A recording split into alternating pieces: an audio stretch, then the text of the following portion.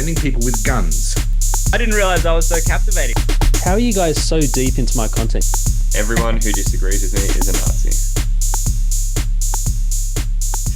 All right. G'day. Welcome back to Collectivitis, the podcast where we dissect the disease that is collectivism. My name's Pietro. This is Max. How you doing, Max? Fantastic, Pietro. Good to be here like always. Yeah. Good to be here. Another cracking guest for today. Someone more down your line of expertise, Max, as an aspiring photographer yourself. Yep, it's roles reversed a little bit here. I might be doing the introduction. So for all of our 20 viewers, get ready for the shock of your life. Oh, pressure's on, Max. Let's see how you handle it. All right, 3, 2, 1, go. Perfect. So our guest for this episode is a photographer who dared to speak out against the draconian rules and limits that were placed on Victorians and business owners during the lockdowns of 2020 and 2021. Her viral video amassed tens of millions of views across social media, but with that came some backlash from the ever so honourable lovers of government overreach. She's channeled her energy into building an extremely successful business of photography, shooting some pretty notable people, including Jordan Peterson, which is unreal, very jealous, as well as working with Topher Field on Battleground Melbourne. So I'd like to welcome to Collectivitis, Carly Söderström. Well done, and thanks for getting my name right. First go. Oh, Did you practice? Just saying in front of the mirror like the last 6 hours. No, you did really well. Thank you. Thanks for having me, guys. Söderström, do you feel like you've gone in the wrong business because it's so similar to SodaStream that like you could have just gone down that alley so much more easily if you'd got into that business a little later? Oh, honestly, I've been getting that since I was like 7 years old. SodaStream, Soda Pop, you name it. Like I've heard it all. Yeah, I was wondering whether I don't know. Has it been around that long? I suppose it has been around a while. I was thinking, you definitely get SodaStream in high school nowadays. Always SodaStream, Soda Pop, and they used to say it like it was a bad thing. I'm like, I don't know if that's a bad thing, but anyway, yeah. Yeah, I mean, as far as like a nickname goes, there's nothing all that negative about it. I mean, it could have been way worse, right? Like it's so funny because it's a Nordic surname, but I have literally zero influence from my Nordic ancestry. I actually grew up in Japan, so it's all a bit crazy and confusing for people. But I just love watching people stumble over saying it. It's my favorite thing. They're like, ooh. Yeah. I'm guessing I know. Sorry, you go, Matt. I was going to say, you're probably like mostly known as like Carl's J Soda as well. Yeah. It's funny. That's why I did it, because Carly, it's actually Söderström, but to say that, an Australian would just be like, nah, I'm out. So I didn't get it right. So you got the Australian version right. That's all that matters. Perfect. Awesome. Let's sort of crack into it. So first question is, you're obviously somebody who you shot to overnight fame, but you're more than that. You're obviously more than that. So tell us your story about who you are, what makes you tick, how you got into your business of photography, and what maybe led you to the views that you have and speaking out. Ooh, that's a big question. Okay. Yeah, you can answer one bit at a time. I can scaffold it down. I won't go into my full autobiography because everyone will like turn the podcast off. But I mean, short Cliff Notes version. I'm a born creative, always been creative. Kind of always dabbled in photography, but my journey to becoming a photographer is pretty typical, I think, of most people these days. Like, as in, you go down one path and then you hit a detour and then you hit a tangent and then all of a sudden you come full circle back to the thing that you really love, right? By trade, I'm a graphic designer. For about a decade, I ran an activewear company in the CrossFit space. And that did really well until I realized that the clothing side of things is a really tough market. I started that business when the US dollar was at parity to Australian dollar, so dollar for dollar. Really good time to be buying apparel in China and designing in China. And then as time went on and the value of the Aussie dollar dropped and everyone else started entering the fitness apparel space, you know, it went from hardly anyone to like hundreds of brands overnight, it felt like. I lost the love for it. And after some difficult conversations and some difficult triumphs, my business partner and I kind of came to an agreement to wrap it up because, you know, my heart wasn't in it. And then came a pandemic, which was completely unplanned. Didn't expect that. And I'd been making this transition across from CrossFit apparel company owner to photographer, but it's a really hard thing. You know, anyone that's owned a business knows that you can't just like close a business overnight. We liquidated, which, you know, I have no shame saying out loud. And during that time, the 24 months prior to the official signing of the liquidation, I had been working as a photographer, and that was my plan, to go down that trajectory. And then pandemic hit, and then, hey, you can't leave your home, you can't work, stuff you like, you know. And I was working at an agency for those 24 months, and working in a studio out in the West. And that was my income. I hadn't been taking an income from the business for almost 2 years. And as we were trying to like figure out what to do, sell it, close it down, whatever, I was over there, you know, sharpening my photography tools. And then, when the pandemic hit, everything that I had planned, everything that I had organized just fell to shit, like everyone's. And the first year I did fine. I ended up taking money out of my super, like I think most people did. And I set up a studio at home so I could do product photography. And, you know, that wasn't really a space I was in. So I'm having to build something from scratch. And it's important I mention that, because there's a narrative around that I started my photography business in COVID. And it's like, no, I started doing product photography in COVID. But anyway, talk about that later. But and then as time went on and the pandemic just got out of control, I'm a real history buff, and I'm lucky enough to have traveled extensively. And there was a few things, more so in the language, that bothered me first up. There was a lot of language used that sounded really dystopian. And I never know how to phrase this. Like, I don't want to say an enthusiast of Stalin, because that comes across like I worship the guy. I don't, as in like a really big fascination with Stalin and Lenin and Marxism. I always have. And so there were some correlations there. I was like, wait a minute. This is making me very uncomfortable. And it starts with language. That's usually how they do things. And then as we finished 2020 and then went into lockdown 3 in 2021, I started to go, this is scary. This is actually truly terrifying now. And no one's seemingly picking it up. Well, not no one, but very few people. And by the time lockdown 5 rolled around, that's when I did the now infamous video.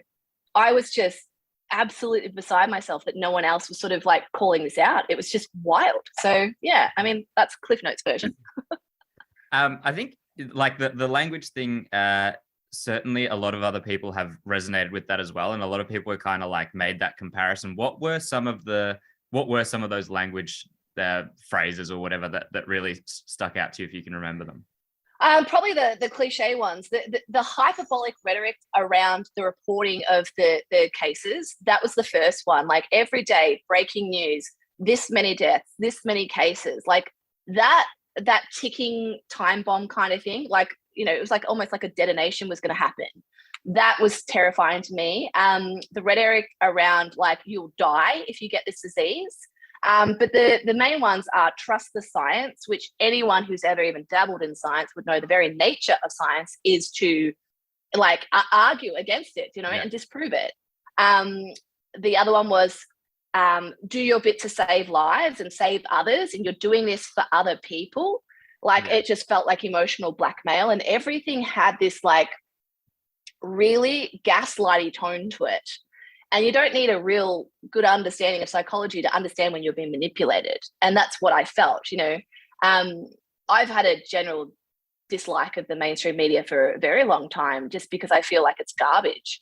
And it always has been. But, you know, when I saw those key people coming out, whether it's, you know, Koshi or Carl Stefanovic or Rebecca Madden, all the, you know, the primetime hosts, their language was just saturated with like this emotional hyperbole that I found really, really like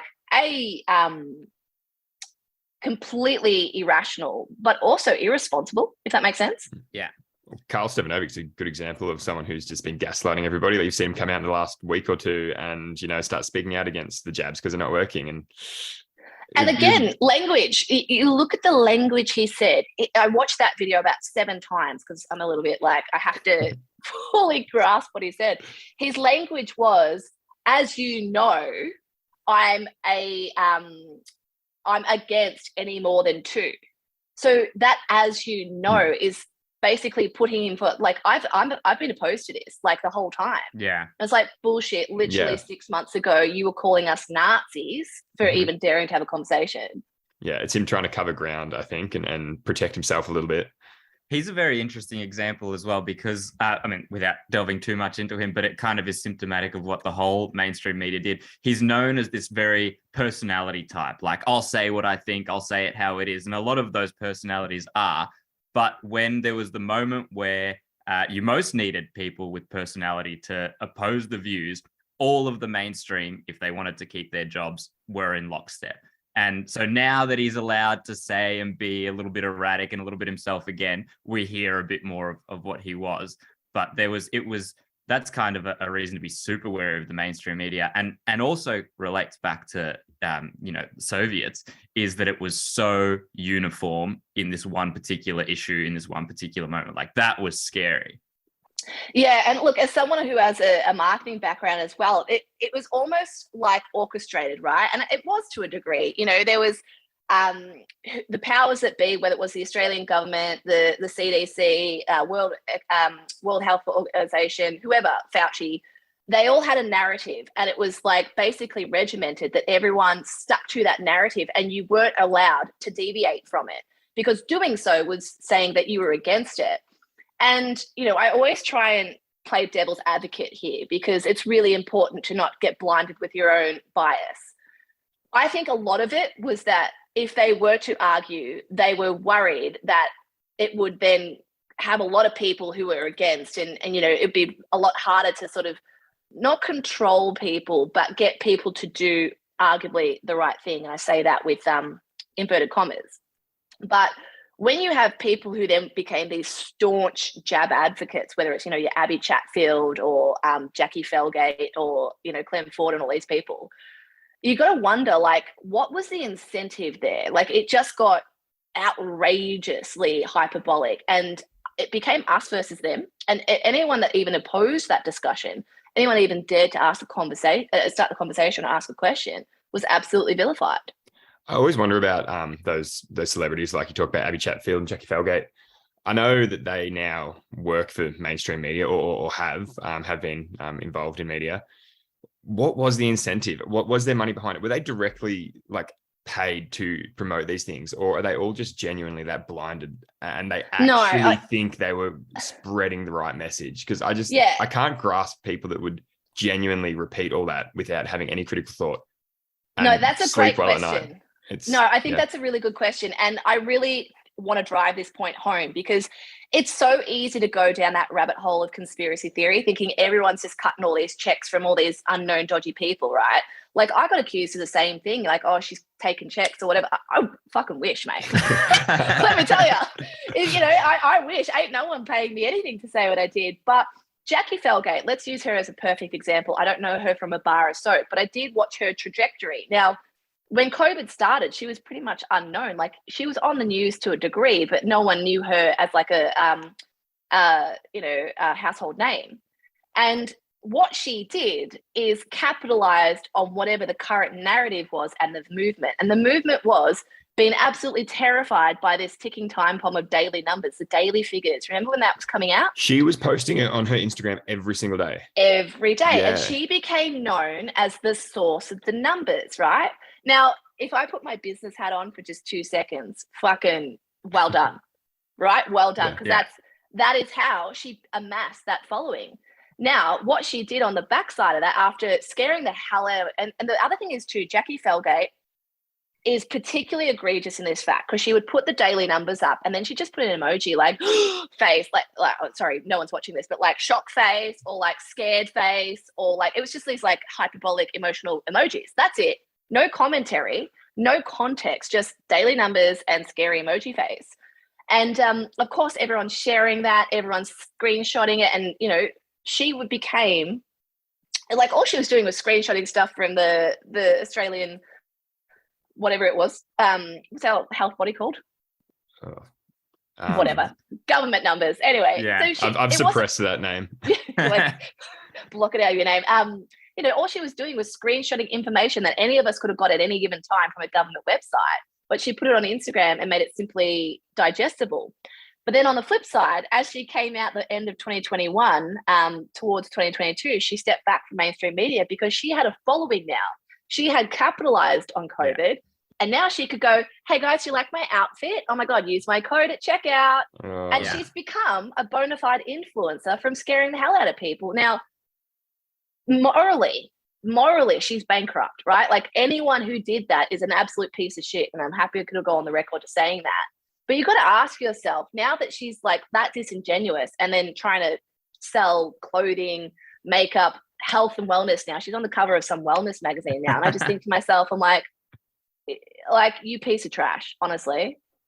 Wow. Yeah, I mean, we could go down the wellness path and say some things that'll get us banned off YouTube, but I think we all know what we're thinking when we say that, and the absolute hypocrite that it takes to be that person. But I mean, and you're right. Like it created such a not even a niche market. Like it created such a market for fear and for all of that. And I don't know. It's just like fear sells, like it's a great sales tactic. In sales, you call that scarcity, right? So scarcity is all about missing out and FOMO and all that stuff that you capitalize on. And a lot of brands do that. Oh, it's sold out, get on our waiting list. COVID was no different. Keep people scared. If you don't do this, you'll miss out. If you don't do this, you'll be one of them. You don't want to be one of them, right? And so, that was another scary Soviet-esque thing, was the depersoning people who went against the narrative. And like it became, even though there's nothing inherently that should be this, but it became like part of the culture wars kind of thing of us versus them. And because the us part had such a larger voice, because it was so much easier to market the fear and market the numbers and market, it's the end of the world, we're all in lockdowns, you want to believe that they're for a reason, that it just became so easy to cut that divide. And anyone who was even remotely speaking against it became this this other that we were happy to, the government and the broader public was happy to just cut out completely. And but you tie that into the culture war that we're having now. Like COVID was the start of it, right? Like all the other the other stuff that came with it, the wokeism, so to speak, all that followed after. And it was like you had to tick these categories to show how virtuous of a human you were. It was, first you had to wear the mask and stay home. Then you had to put the little thing around your Facebook and Instagram bio to say that you're a good person. And then you had to tell everyone how terrible they were if they didn't do the same thing. And then all of a sudden you had to, Black Lives Matter and post the fist in the black square. You had to do that. And then you had to talk about how bad and racist Donald Trump is. And then you had to talk about gender equality. And then you had to talk about trans kids. And then you had to, do you know what I mean? Like it just kept going and going and going. And now you have to support billions of dollars being sent from our money to Ukraine to keep that war going over there, so that two people from random countries that aren't us can keep dying and slaughtering each other. Yeah, that we also have to support that now. I actually saw a video this morning. Matt Wong from Discernible shared it. And it was a clip of Joe Biden. I don't know when it was from, maybe like 15, 20 years ago. And he's talking about how the conversation was about gay marriage and gender equality. And he's come out and said, these things aren't important for us as politicians. We should be focusing on the rising cost of living, this and that. And it's so funny how that's changed over time, his views. And I would love for this video to go viral and for people to say, oh, hang on, maybe Joe Biden 15, 20 years ago. Joe Biden 40 years ago he was an absolute racist, megalomaniac. Joe Biden being categorically wrong on the wrong side of history is literally going to be his memory. Everything he has done has been cataclysmically wrong. Exactly. The funniest thing is that if he had to have a debate with himself from 40 years ago, the 40 years ago wrong on everyone would win, because he can just actually make a coherent sentence and statement then, which he can't do now. Anyway. I'm genuinely convinced that he doesn't have a heartbeat. He's like a physical puppet. He's a physical puppet. Mate, he's been pumped full of all sorts of things just to get him to be able to walk onto those stage, which, again, this is me being that devil's advocate. I look at that as that is so morally wrong to do that to, like, he should be in a home. The guy is literally a geriatric who's suffering from cognitive decline, and then they're puppeting out as like the best of a population of what, 325 million people. He's the best person to lead the country. Like, come on. Nope. It's it's just crazy. Like, I've said this before, but I pay more attention to American politics than I do Australian politics, because it sets a tone. And seeing what's going on in America, I'm just like, Yeah. I mean, the American politics, Australian politics runs downstream of American politics, if you want to use the culture expression, and it's so true. Like 18 months behind about. Do you remember when they had the Black Lives Matter riots because of his name's escaping me now, the George Floyd. George Floyd, and we had an exemption from the ban on protest so that we could have Black Lives Matter marches here over something like I think it was Indigenous people treatment in prisons, which, like, I'm sure is horrific in some cases, but had never become a public issue before. But it was because the US was doing something and we wanted to feel included. Well, exactly right. Like, your podcast is called Collectivitis, like that black square. And that was the first thing I called out. Like, I got known for my COVID chat, but like I saw that coming a mile away. I was like, anyone who posts a black square on Instagram today is a disingenuous piece of shit, because you have never advocated for this cause at all, but you're seeing everyone else do it, and you just you don't want to be left out, so you do it. No one did that out of a genuine, oh my God, this is something I've been campaigning about, this is something I feel strongly about. Everyone did it as like the ultimate virtue signal. And it was like, sorry. It was so like blatantly self-indulgent. Like, Correct. Your black square is not doing anything. Like, you've just seen it, but you have to make sure everyone knows you're part of that black square thing. Like, that was the most disingenuous, self-indulgent. Like, I remember, I got fucking furious at seeing those as well, and like took screenshots of all my friends who'd done it just so I could remember. Like, also, I want to go back on their feeds and see if they've since deleted it. Most of them have. Same with the war on Ukraine ones too. And it's interesting because I keep I am a notorious receipts keeper, right? Like, I screenshot everyone. I'm a little bit psycho. I'm a digital hoarder. And I went back into my Instagram stories from, when was that? Was it 2021? I can't. That was 2020. 2020. All right. And I went back into my stories and I found me talking about the Black Lives Matter square, and I screenshot it all again, and I put it up on my stories. Whenever Candace Owens did the expose on it, and I was like, I told you guys, I told you, like, use your fucking brains. Yeah, stop following like these people who are just, I don't even know how to say it. Like, people are so easily blinded by seeing someone who posts like this wonderful supposed life on Instagram and then goes, well, they must be the authority on all things morally right and virtuous. So whatever they do, I'm going to do. It's wild to me. Yeah, it's scary. I had a question we were going to ask you later on in the podcast, but I think it's more topical now. So given the fact that we've been proven correct on so many conspiracy theories over the last 2 years, whether we're just prophets. Yeah. No, it's actually super easy. Anyway, like, the effectiveness of lockdowns, mandates, masks, but even not COVID related stuff, the Black Lives Matter movement being a groundswell movement and not pushed by media and stuff and whatnot. There's so much of our conspiracy stuff that's been proven correct. Do you have a favorite conspiracy theory going forward? Do you have any left that you can that you want to divulge? Well, aliens was my favorite. I mean, that the last, I don't know if you guys have been paying attention, but the last 36 hours in the US, from like balloons to alien invasion and like, the Ohio railway disaster, I'm just like, wow, this is all progressing very quickly now. Very quickly, speeding up. I think, as far as conspiracy theories go, I don't tend to go down two of the crazy rabbit holes, but I'm particularly invested in the Jeffrey Epstein stuff. That's a good one. Because, the Jeffrey, the client list is allegedly coming out, and I've learned to really manage my expectations, and I dare say most of it will be redacted. Like, there is no way the powers that be are going to let the names of Bill Clinton, Bill Gates, whoever else is on that list be known as, hey, these guys literally use Jeffrey Epstein's services like for child exploitation. But that's one of the things that a few people are saying with the balloons being shot down, the UFOs, the derailment, the factory fires in the US. Is this a distraction from the client list? Oh, look, yes and no, because the thing that I talk about a lot is that what we're actually seeing is a general fatigue of people's empathy. Like, we've been bled dry the last 3 years, from whether it's COVID, Black Lives Matter, Ukraine, wokeism. People have gotten to a point of absolute indifference. And everyone thinks that the opposite to love is hate. It's not, it's indifference.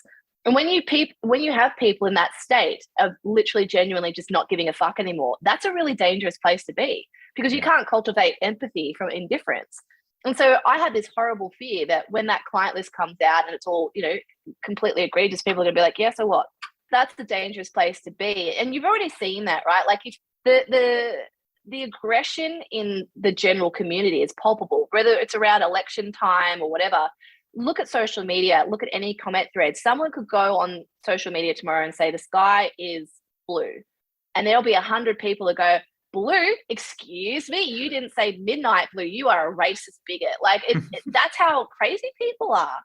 Yeah. And these are people who've obviously repressed emotions and haven't dealt with like their own internal stuff. So everything's projected, everything's external, and they're triggered by freaking everything. And so what you have is a bunch of people in the community who are just ticking time bombs. You don't know why they're going to go crazy. And I mean, we're seeing this now in videos. Like, are you guys in Melbourne? Yeah. Ballarat. Close. Yeah, Ballarat. Yeah. So you would have seen the video of two women fully getting in a brawl on the Nepean Highway. Did you see that about 2 weeks ago? No. So I don't know the full context. I think one was a pedestrian and one was a driver. And then the woman, this is in peak hour traffic, the woman parks her car in the middle of the Nepean Highway, gets out and starts throwing blows with this pedestrian. And I'm just like, what is this world? Yeah.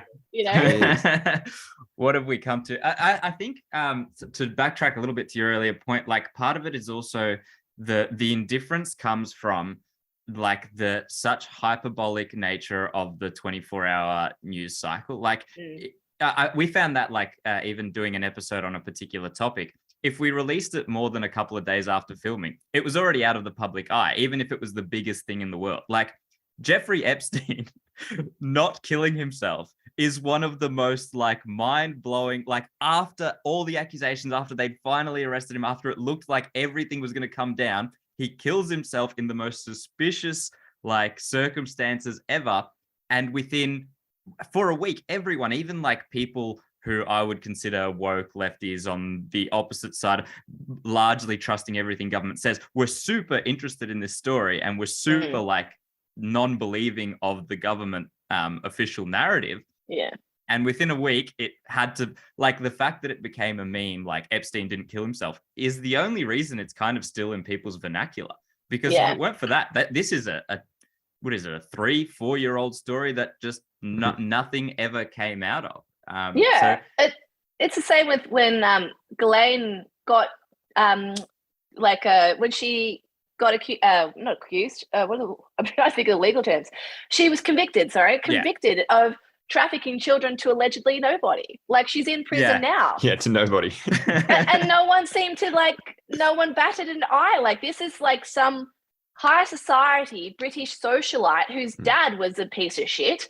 And now she's also a piece of shit. And everyone's like, well, there's UFOs and there's Chinese spy balloon. Like, you can't keep track of. Well, if you traffic Ukraine, if you traffic the kids to no one, maybe that's where they are. They got sucked up by a UFO on the way. So honestly, but this comes back to my point that I made. Like, people have been bled dry of empathy and their capacity to generate any more compassion for things. Like, and what worries me about this, it's that old not wives' tale. It's a parable, isn't it? The boy who cried wolf.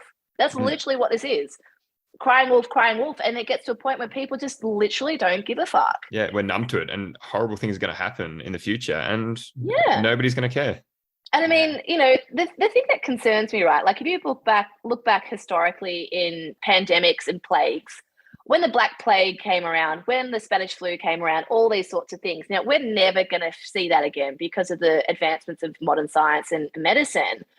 But that was literally something to be scared about. Like, you know, like if the bubonic plague, even today, like it's still around, like the bubonic plague is not dead. It's still around. People still get it. It's just we can treat it to a degree. If that was what was, let's say, 5 years from now, if that was to come, people would just be like, oh, honestly, whatever. You see it now, like when there was monkeypox, and then what's the one that starts with M? Like they just keep coming up with new diseases. Oh, this is the next one. It's like no one gives a fuck. And so when we actually genuinely do need to give a fuck, we won't. Well, when they marketed COVID, it was, you know, people are dropping dead in the street in China. Yeah. And, you know, there's this video of people who says that wasn't staged. Yeah. How Chinese about the government. morgue? Yeah. The morgue in New York, in Central Park. The refrigerator vans, like, come Ugh. on. You know? Yeah. Such bullshit. I think when it comes down to it is governments, elites, powers that be, whatever, they can manufacture a crisis, and they need some level of public acceptance. They can't just purely manufacture it all entirely on themselves, but like they will push one as soon as there's a little grip on society, as soon as like those videos coming out of China, like them spreading on social media somewhat organically, for sure emboldened every government's response to being like, oh, fantastic, everyone's on board with this. Is actually going to be a big story. This is actually something we can, you know, exert so much tyrannical power over however long we can push it. And it turns out they could push it for a bit over 2 years. And it's always interesting to look back, right? Like as much as we kind of want to block it out of our memory, but if you look back to like the early stages of the pandemic, like lockdown 1, I was in Bali at the time on a job, and my job was to shoot a villa up in the hills of Bali. And I got sent this video of women fighting over toilet paper in Woolies. And my friend sent it to me, and I was like, what do you mean there's no toilet paper in Australia? What are you talking about? Like, do I need to bring some back from Bali?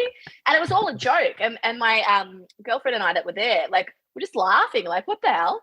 And then a couple of days later, one of my other friends rang me, and she's like, Carly, you got to get back in the country. Scott Morrison's closing the border. I'm like, what? What are you talking about? You know, and this is someone, like, I'm not someone that generally checks in the Australian news every day. So when people told me that, I'm like, huh? Like, and I'm in the middle of doing a job, and I'm like, and then I sort of started, then I did get quite scared. And long story short, I actually had typhoid. So I was really sick, and I shouldn't have been flying, and they were doing thermometer checks at the airport. So I rushed to the Balinese airport and I had a can of frozen Coke. I kept putting it on my forehead to like cool my forehead down. And then somehow I got on the plane, and I literally spent 8 hours in the bathroom, which is a gross overshare, but just to paint the portrait, because I was terrified of being locked out of the country. Yeah. And when I came back, it was the day before they made everyone quarantine at home. So I just slipped through, but I went straight to the hospital, and like I had no context to what was going on. And I went to the hospital, and they straight away pulled me into an isolation unit, straight away like locked me up and all sorts of stuff. I'm like, whoa, what is going on? Yeah. And you know, I had to wear a mask and stuff. This is like mid-March or like end of March. And then I came out of hospital 4 days later. I had to go to the supermarket because I'd been in Bali for 2 weeks, and the supermarkets were bare. And I was like, literally, what the fuck is going on? Like, is this the apocalypse? And I'll admit, like, there was a good 2 weeks there. I was like, I'm terrified. You know what I mean? Yeah. I have a similar story. So I was overseas at the same time. I was in Southeast Asia, and I've got a very long story, which I won't share today because it takes about 20 minutes. But I was ignoring the government warnings and everything. I was like, no, it'll be fine. It'll be fine. And basically got to the point where I was like, all right, I've got to get home in like 2 days. Otherwise, the borders are actually shutting. And basically, I got home 11 hours before hotel quarantine started. When I got to the airport, there was this huge like line of people, but like it didn't need to be that long. It was because everybody had to stand so far apart from each other. There were border patrol yelling at everybody, like they were so militarized, like get back, like make sure you stand your distance, like in our face. It was ridiculous. And then this health and safety checkpoint consisted of one person checking my temperature, and then 4 people in different spots asking if I'd been on a cruise ship in the last 2 weeks. I'm not even kidding when I say 4 different people asked me the same question. And I was like, I've literally told everybody I have not been on a cruise ship. It's just Oh my God. utterly Isn't it- ridiculous. Isn't it funny that the scariest experiences that you guys have had throughout the pandemic were like government responses? Like they were, oh shit, I'm gonna get locked out of my country. Oh, am I gonna get shot here because I have a slight fever? Or am I gonna get locked up for weeks on end? There was a good 3 weeks there, and I was just like, what the actual fuck is happening? You know what I mean? While we are on that era that we've all tried to forget, I would love to hear. So obviously your infamous video that got not thousands, what I'm talking about, millions, tens of millions of views. And it was kind of emblematic of like the censorship of everything in the media. So those who disagreed didn't have anything to kind of rally to. And because this video got so much notoriety, whether you wanted to or not, you kind of became both a rallying point and like a lightning rod for the hatred of the other side. So what was that experience? When did you know the video had blown up, and what was kind of like the immediate aftermath of that? I like that analogy, lightning rod, because it's literally what it was. Like, you know, it's so funny because obviously with some distance and time and hindsight, you can sort of look back and dissect it a bit. And I think I've never been one to hold in how I feel. Like, I'm just one of those people that just says things, and, you know, sometimes to my detriment. Like, you know, I there's times when you should maybe not say things, but anyway, it's not in my nature to shut up. And it was lockdown 5. I'd actually already made 2 videos prior to this. I'd already had a little bit of a following on social media. I had about 10,000 or so people. And they'd all been following me for years because of my clothing company. And I'd been saying a little bit and being a little bit vocal in lockdown 1. But I think like most of us, we're all like, oh, this will be over soon. It's not too bad. And then, I mean, I can't remember the exact timeline, but we came out of lockdown 1 and then very quickly back in lockdown 2. And that's when the language was worrying me. And I started speaking up about Stalin. And this is very like eerily socialistic and things like that. And then we had lockdown 3, which was the short one, and then lockdown 4. And so you got to imagine, like, it's like a pressure cooker. Like, this is all just steaming inside. I'm getting frustrated. I can't work. I'm not allowed to leave my home. At this point, I was living in Torquay, so I couldn't like see anyone, you know, the ring of steel, all that nonsense. And the first video I made was like a letter to Daniel Andrews and I can't even remember their names now, like Yana Pulford, who was the small business minister, and Smirky Face, what's his name? Anyway, I trying to block it. No, the Martin Foley. Yeah, and Tim Pallas and Martin Palooka. Martin Palooka is the worst, right? They're all the business people. Anyway, and I was so careful. I actually scripted that letter and I read it. And I was like, you know, you've asked us to do this. We've done everything you've told us. But, you know, you're not helping us. Like, we're doing what we're told, but it's to our detriment, right? Because I've always been a small business person. I've always been an entrepreneur. It's just my nature. Most of my friends are entrepreneurs. Most of my friends have small businesses. And if you're a sole trader, you didn't get any government support. You got JobKeeper. Now, when people throw at you, oh, you're getting $3,000 a month from the government, you should be happy. I'm like, there's no cap if you work for yourself. Like, you know, and assuming that people could live off $3,000 is completely like ridiculous. Like, talk about tone deaf. You know, most people's rent is like $2,000 a month. That's like, have you looked at rental prices in Melbourne? Or in Sydney, even worse. So, you know, like, anyway, that's a different argument. So I made that video and that one went fairly viral. I think it got about 500,000 views. And I ended up getting called on to Sunrise. And I was talking to the Sunrise guy. It was on the Saturday or the Sunday. It was the weekend one, so it wasn't Koshy. It was, is it David Campbell? No, Jamie something, because he got cancelled later. Some other wanker. What? I don't know. Who knows, right? It's all a bit of a blur. But anyway, so Jamie Duran or something. Anyway, and they pulled me on and they asked me specific questions and I had my answers, right? Like, I was ready to go. I was like, you know, the government is talking about giving us $750 million of small business support, which most of us are not eligible for. So it's one thing to allocate funds. It's another thing to actually be able to withdraw those funds. And most people couldn't. Of the 400,000 sole traders in Victoria, most of them don't have commercial leases. Most of them don't have employees. they're subbies, right? Like whether it's a plumber, an electrician, a photographer, most of us are plugged into other businesses. So we couldn't access any of that support. And like I said, to think that we could survive off $3,000 from the government is ridiculous. Most of us had overheads. Anyway, so that video did well, and I had a bit of press. And I mean, I didn't do this to get famous. I couldn't even fuck about fame.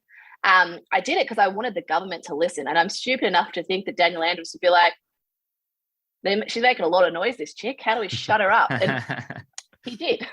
He did, not the way I wanted. But anyway, and then I did a second video, which was basically, oh, by the way, sorry, that first video, a lot of the lefty media picked it up. So Mia Friedman from Mamma Mia and a few other people picked it up and said, oh, you know, our hearts with a small business because we support them, because I was very careful with my wording. Language is important. That's interesting. Yeah. Yeah. So this is why it's important to know. So hook, line, and sinker.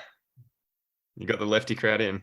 Yeah, to not say anything hyperbolic. I didn't say anything. I didn't deny COVID. I didn't say anything about vaccines. I didn't say anything about masks don't work, any of that stuff. I was just very careful. And I played them at their own game. I was quite, like, I used quite an emotionally charged language. Anyway, then there was the wedding industry. And a lot of friends of mine are in the wedding industry, and we did a video for that went viral, and it actually resulted in the government, like, pulling back a little bit. They actually opened weddings up again. So it was meant to be like 5 people at a wedding. I think they opened it up to 20, so that was successful. Anyway, lockdown 5 is when the now infamous video came out, and it amassed 40 million views, which is bizarre. Yeah. Wild. And honestly, all it was is I had my phone and I put it down. I was wearing a hoodie that God knows probably had breakfast stain down the front of it. I didn't think about it at all. And I just said exactly how I felt exactly how I felt.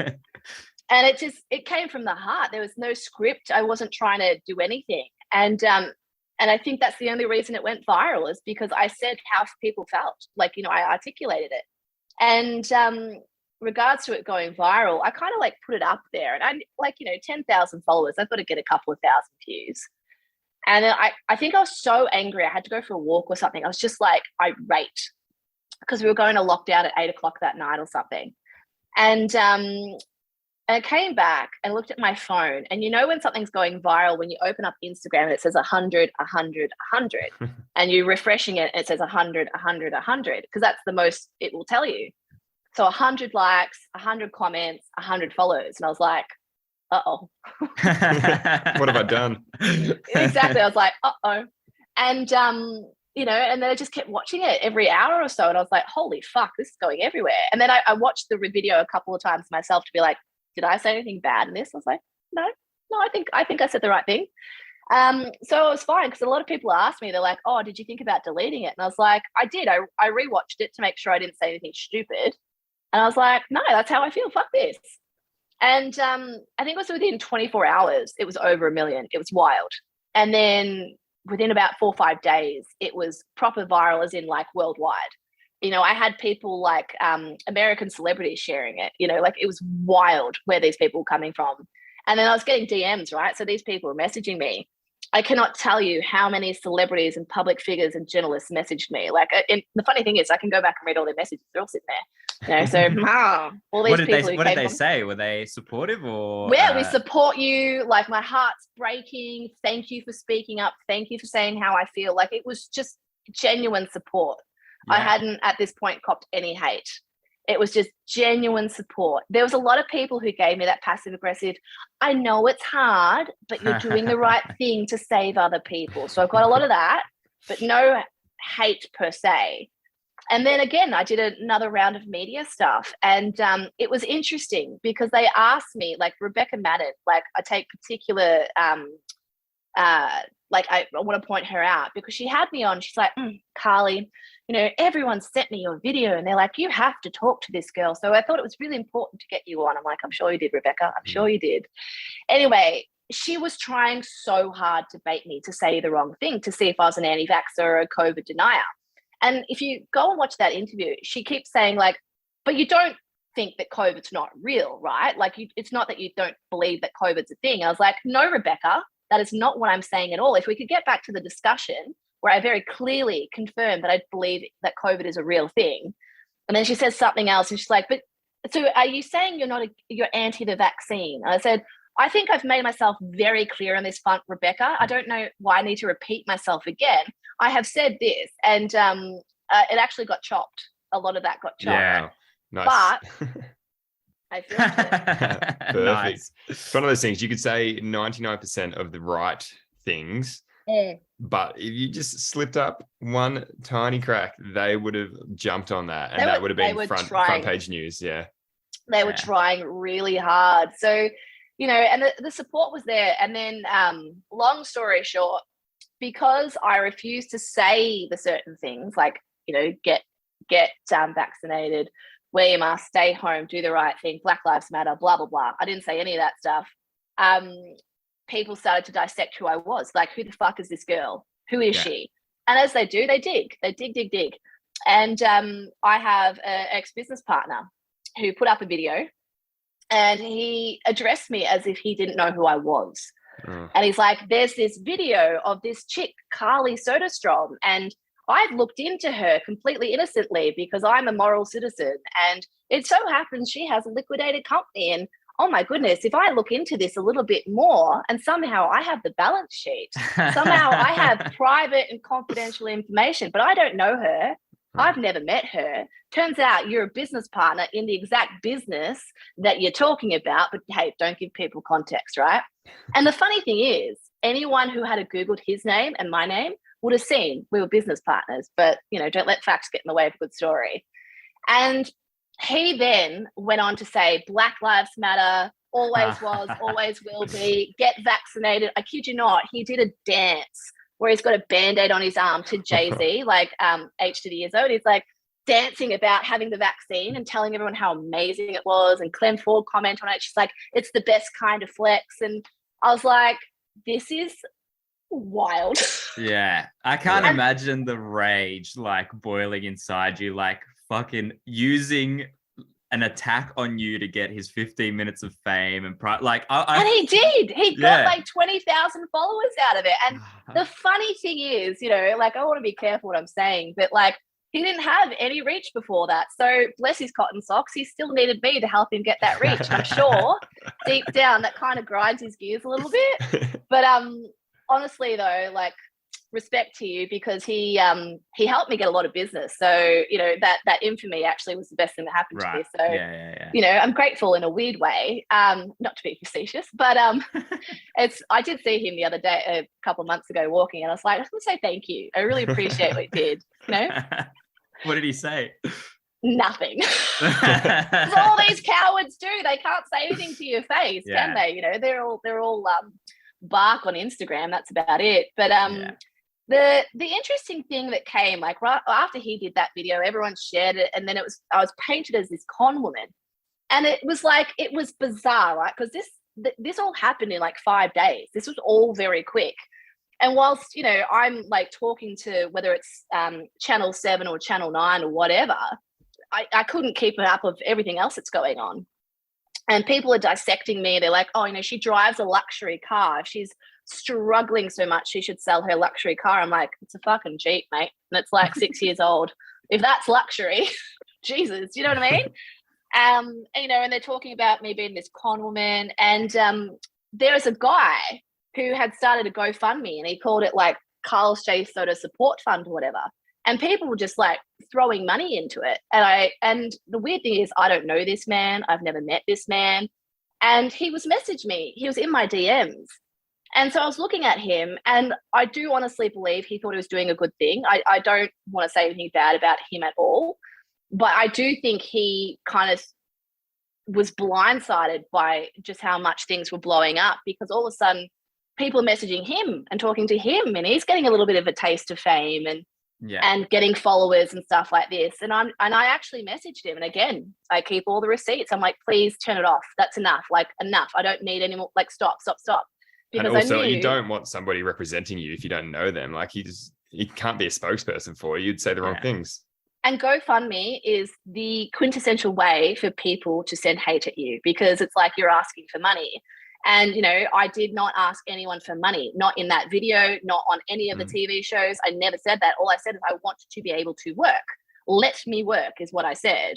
You know, I'm like, you've literally tied my hands behind my back and you're telling me to be grateful for it. What the fuck, you know? And so and it was, you know, like, you go look at GoFundMe, his name's associated. And the narrative was, I had started this GoFundMe, and I'm like, but you can literally see that I didn't, because this guy is literally like, I did it, guys, it was me, you know? I'm like, it's just bizarre. Like, because I said context is irrelevant, right? Like, don't get in the way of a good story. And I got really mad at him, and I'm happy to say that. I was like, turn the fucking thing off. Like, I don't want any more money. Stop it. And he's like, no, we could probably raise $1 million. And I'm like, how did that work out for Celeste Barber, mate? Not great. And I knew that money is just a target on your back, right? Because then everyone's going to want to know exactly where the money's going. And then I'm responsible for it. And I didn't want that. Like, I don't want to be like some kind of like Robin Hood at all. I was going through enough shit. And then one of my so-called friends decided to dob me into a current affair, because she had given me the startup money for a new business that I had tried to get off the ground, and obviously the pandemic hit. And again, I keep all my receipts, guys. You know, she was like, don't worry about the money. We'll worry about it when COVID's over. Like, don't stress. But she was particularly like pro-vax, pro-mask, all the things. And I think she started to get really angry that I wasn't. And I mean, it's all well and good for me to assume how people feel. I don't know. I've not spoken to her since. But I feel like she threw me under the bus because she thought I was an anti-vaxxer. And then all of a sudden, it was like, I had started a GoFundMe to be able to pay back my business debts, because she blackmailed me into giving her money. And that was the narrative. And then current affair run with it, and off it went, and fucking that's when all the hate came. But all it took is like any individual to Google what happens in a liquidation. If a company's in liquidation, the debts are gone. There is no debt.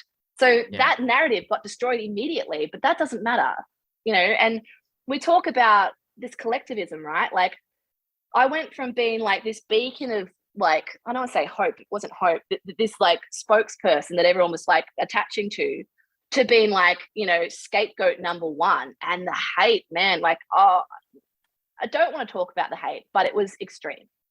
Yeah. Death threats, rape threats, like people canvassing my house, people calling up every client I've ever had, like abusing anyone associated with me. And all my friends like, Carly, I have to unfollow you. I have to pull back. I have to delete photos of you because I can't deal with this.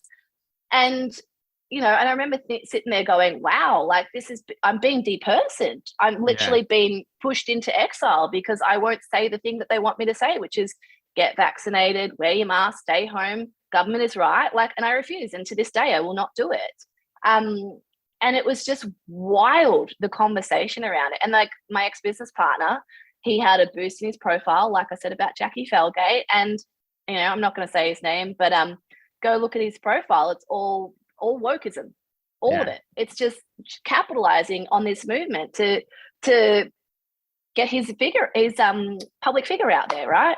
And which is what a lot of people did. It's what Abby Chatfield did. It's what a lot of these influencers did to make themselves relevant and look like they were these beacons of virtue. So, yeah. God forbid someone stick to their values and principles and not sell out, hey?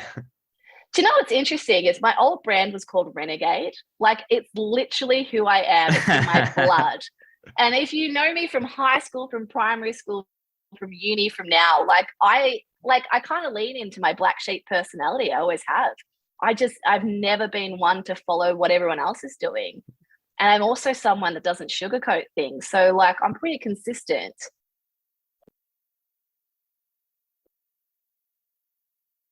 It's just wild to me how vilified I got. It wasn't just like, oh, we disagree with her. It was like, we want her to kill herself, basically. Like, I honestly believe that there were people that thought if they could push me far enough, I'd top myself. I don't know if you need to beep that out for YouTube, but you might have to.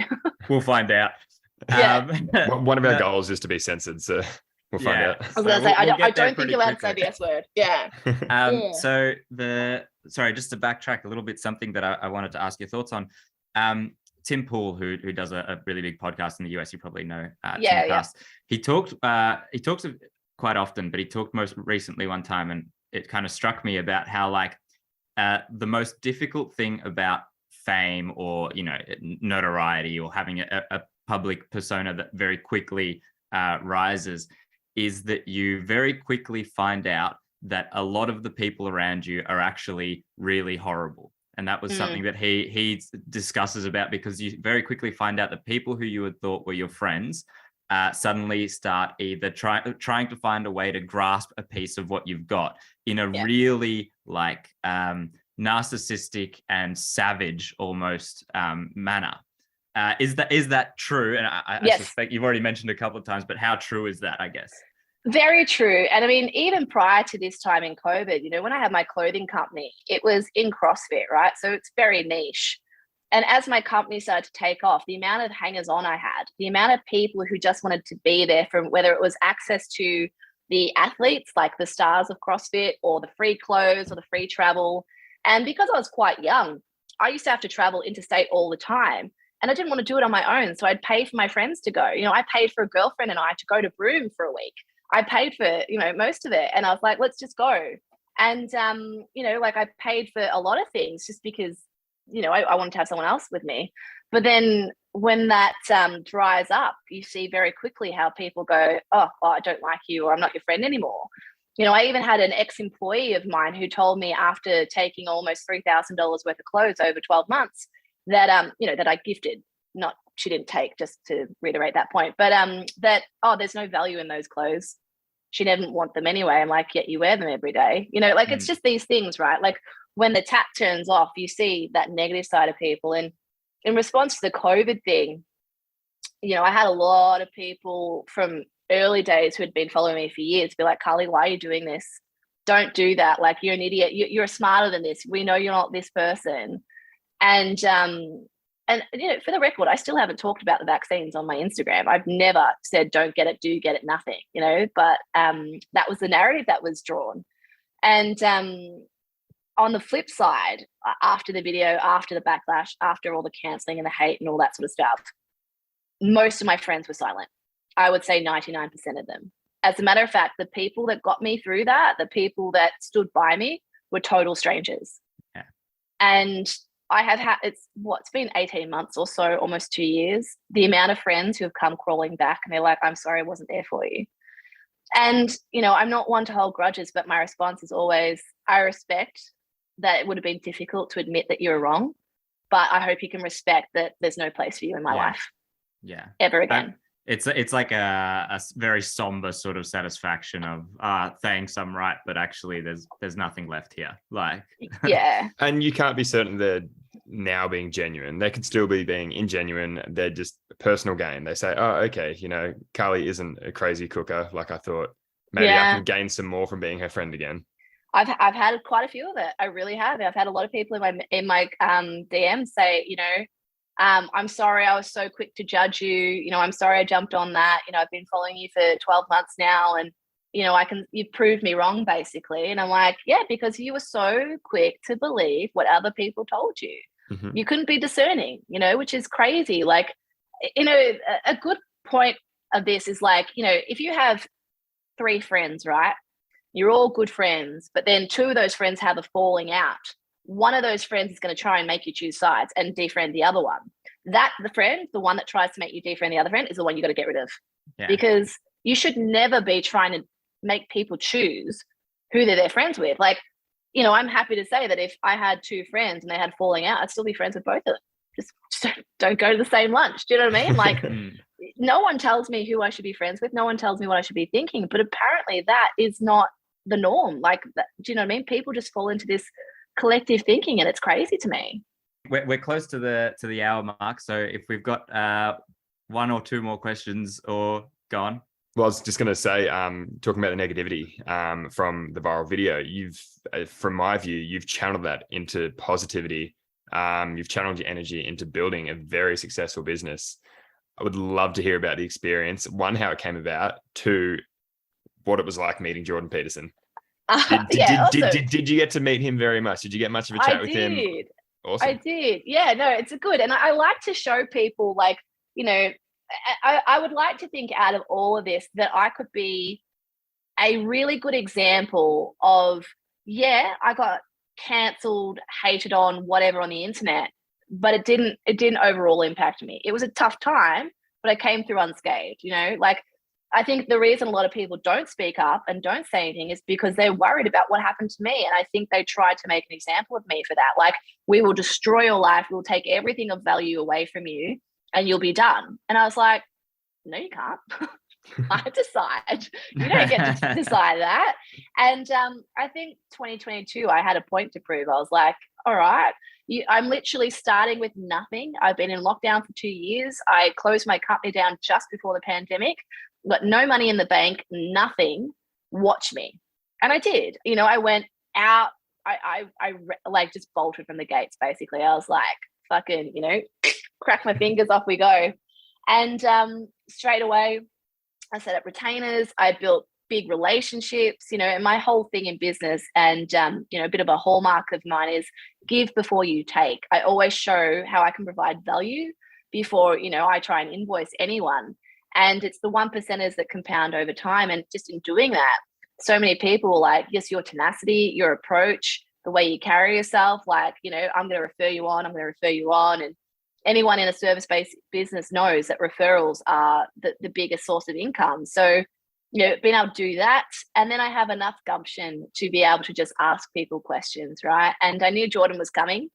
And I remember saying to my friends in, I think it was June 2020 when he announced his tour, I was like, I'm going to shoot Jordan Peterson. And they're like, good luck with that. Yeah. Good luck with that. Now, just for clarification, if anybody is like just randomly tuning in now, Carly is a photographer. When she says she's going to shoot Jordan Peterson, she means with the camera.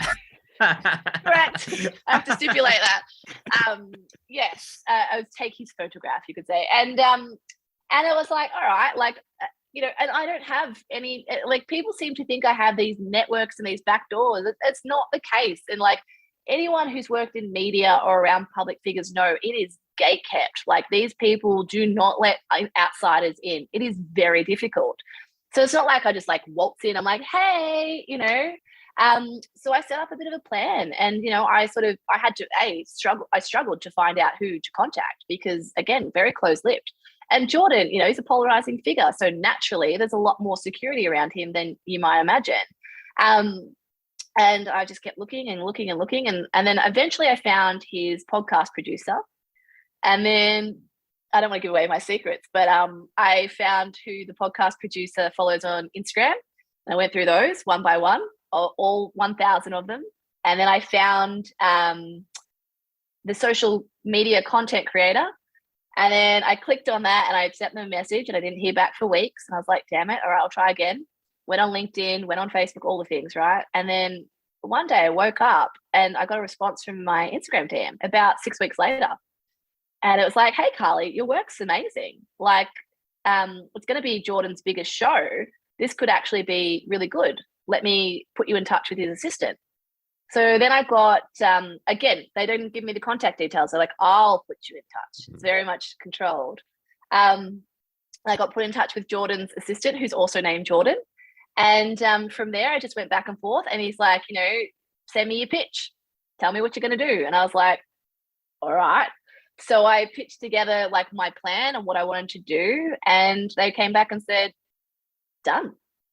Like, it's happening. And I was like, wait, are you serious? Oh, are you serious? And I had to sit on that for about 2 months. And I was like screaming to tell people because I was so excited. But at the same time, I was like, well, I don't want to get too excited because what if it doesn't come through, you know? Yeah. And then as the week of approached, I touched base and there's like, yep, you're all set up. You've got all access pass. It's at Rod Laver. Security is really tight because they were thinking that there might be a protest or something at the front, which there wasn't in Melbourne, but I think there was in Sydney. And it was actually his biggest ever show to date. So I think the capacity of Rod Laver was 30,000, somewhere around there. And they're like, you've got 5 minutes. And I was like, okay, I can do that. I was terrified. I'm not going to lie. Like, I was absolutely like, oh my God, the pressure. So I rocked up early to Rod Laver and I brought minimal equipment with me because I wasn't sure like what I'd be able to get backstage. So I had one big softbox and a light, and I had my gear, and that was it. In hindsight, I probably should have taken more because I was allowed to, but anyway. And they whisked me under Rod Laver and in the back area, and I was in his green room basically. And they're like, you know, set yourself up. Jordan's going to go on stage, and when he finishes, just before the meet and greet, he'll come out. You can shoot him, and he'll go back out. I was like, 5 minutes. Oh my God. Wow. Anyway, set it all up. Was watching his talk. I couldn't tell you what he talked about. No idea. Just kept looking at my watch, like, oh my God. And time was up, and it was time to go. So I rushed backstage. I'm waiting. And Jordan, this is the power of meeting your idols, right? Like, in my mind, he's this formidable, like, I had this feeling he'd be a little bit cold and standoffish and quite domineering, just because of that's kind of his presence. And I heard his voice in the corridor. I'm like, oh my God, don't panic. Like, be cool. I had to keep telling myself. And he came in, he's very tall. I think he's 6'3". And he's wearing that suit, the red and blue one. And he's like, hello, you're Carly. And I was like, just like squealing. And and then my professionalism kicked in. I was like, Jordan, it's lovely to meet you. And I shook his hand. I was like, I'm here to take your portrait. I've got a couple of poses I'd love for you to try. And he came over, and it was actually way more relaxed than I thought it would be. Like, his whole team were there. His wife was there, his assistant, and a couple of people who had backstage passes as well. And I got him sitting down first. And typically when I'm shooting someone's portrait, I try and loosen them up a little bit and try and build that rapport. But I was like, oh my God, I've got 5 minutes. How do I do this? And he just started chatting to me. And I ended up having 30 minutes with him, which was amazing. Wow. And wow. I had choreographed some poses I wanted him to try.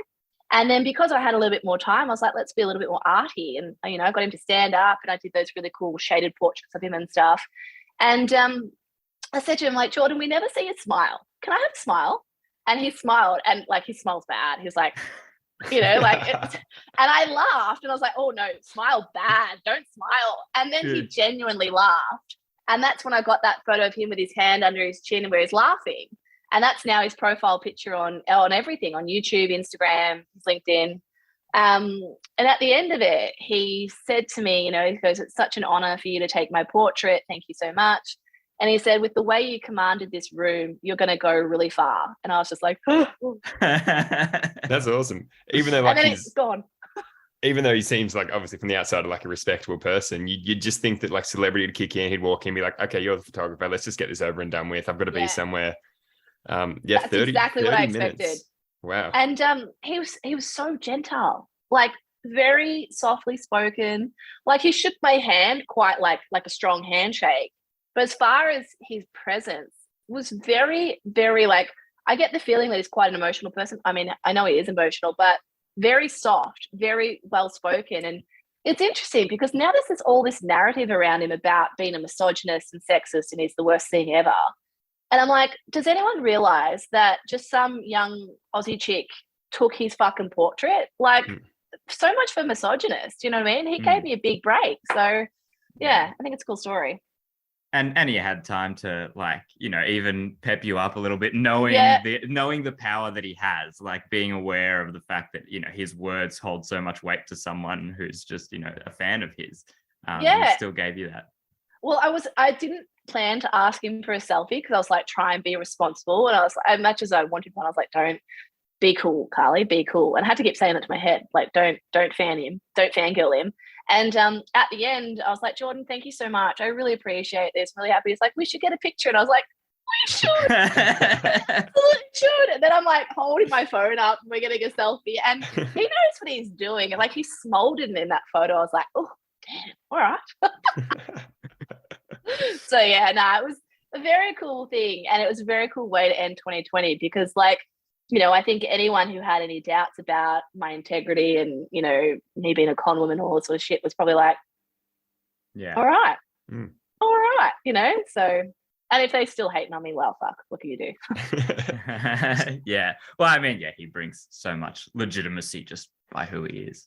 Yeah. So it was a really positive thing. And I think the important lesson, like, of all of this is everything is, transient. Nothing is forever. So even if there is those moments of like deep negativity or dark times, whatever, everything moves on. Like, it, there's always life after the dark, if that makes sense. Yeah. One quick final question, I think. if it gets bigger than Jordan Peterson, who is your ultimate goal? Who's next? Who do you want to photograph? Yeah. I have a list. I don't know if you guys saw this. I was on the list to shoot Post Malone, and I got picked at the post. I was dirty as, because that took me a really long time. And I hadn't said anything about it because I was like, fuck, if I don't get it, I don't get it. And it was really interesting though, because they were really honest with me. They're like, look, you're on the list, but you're the last on the list. So, you know, chances are you'll get cut. And I was cut. And I messaged them afterwards because I looked in the press pit, and they're only allowed in there for 3 songs. And my contact, I said to them, look, you know, I'm bummed I missed it, but I want to be there next time. And they said, do you know what they said? They're like, Carly, you were just unknown to us. So hang around and you'll get the next one. But this is the first time we've heard from you. This is the first time you've met, like, you know, there's no way we were going to let you into Post Malone. I was like, I know that for next time. But they're like, your work's amazing and we'd love to work with you. But, you know, unfortunately this one, like, it was a big concert. But Post Malone's definitely up there. I've got a list of, so to answer your question quickly, because I ramble, I know, Annie Leibovitz, I'm not necessarily a fan of her work per se, but I love her career. And her career was about being in the right place at the right time in key fundamental moments of history. And her career started at the very beginning of the Rolling Stone magazine, and she was there on tour with the actual Rolling Stones. And then her career trajectory has literally just been at the beginning of these movements and being able to capture them in a bit of like a photojournalistic style that then morphed into like portraiture. And I kind of see myself the same thing. And not that I'm a conservative, but I see it's like a parallel economy, right? So I'm sort of photographing people who are opposing this regime and opposing all of this socialism and opposing wokeness. And I think it's really important to document that. And so as far as my list, my top 5, I have got Ben Shapiro on there. I've got a guy named Andy Frisella. I don't know if you know who Andy is. He does a podcast called Real AF, and he is the CEO of First Form in America. I have got Elon Musk, Donald Trump Jr., specifically Jr., not Senior. Who else? And then some musicians and stuff. But like, to be honest, celebrities don't really interest me. I like people with interesting stories. Yeah. So cool. Yeah, we'll see. We'll see what happens. I don't know. Yeah, well, good luck. I mean, it'd be fantastic to get some of those ones. Those are, or Donald Trump Sr. even. I mean, that's probably the hardest person in the world to photograph. But can you imagine retouching him? Hey, we don't know. Some of these people on this list could be in the works. You could just have to be quiet and not tell us about it. You don't know. Yeah, there might be some you've left out that are in the works, but you're not telling. Suspicious. Yeah, it's usually how I play it. But I am potentially heading to the US in late March, April. So we'll see. We'll see what happens there. Fantastic. Well, we better wrap it up there because we're a little bit over time. Thank you so much for coming on, Carl J. Soda. My pleasure. Yeah, it's been fantastic as usual. Follow us on Instagram, like us on YouTube, subscribe to us on Spotify. I always get the precursor wrong in those 3, but whatever. Do the thing on each of those 3 platforms, please. It's been fantastic. We'll catch you all next time. Thanks, guys. See ya.